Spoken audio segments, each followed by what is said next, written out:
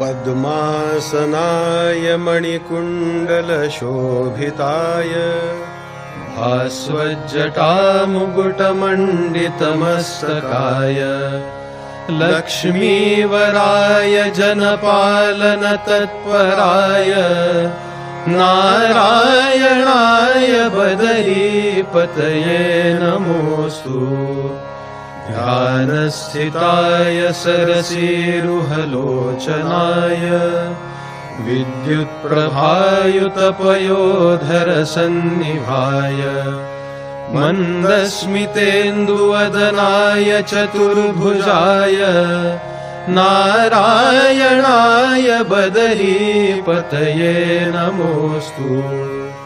सर्वाय तापशमनाय नतप्रियाय भव्याय भूतजनकाय सुरोत्तमाय शर्वाय सर्वदमनाय मनोहराय नारायणाय बदरीपतये नमोऽस्तु।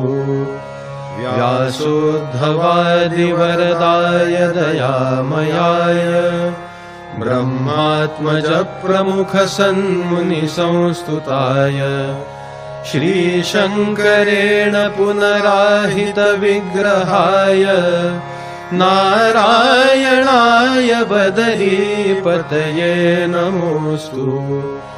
लक्ष्मीसुपर्णधनदार्जुनसेविताय सूर्यार्चिताय मरुतात्मजवन्दिताय भक्तार्चिषे नरसखाय सुखप्रदाय नारायणाय बदरीपतये नमोऽस्तु।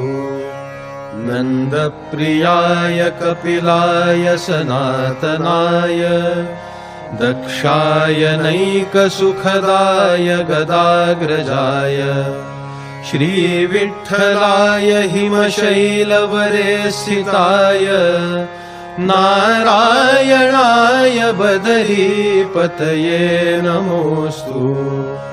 गोविन्द माधव मुकुन्द नितान्तकान्त नामप्रियाय सुलभाय कृपाघनाय सत्याय भक्तहितबोधपरायणाय नारायणाय बदरीपतये नमोऽस्तु।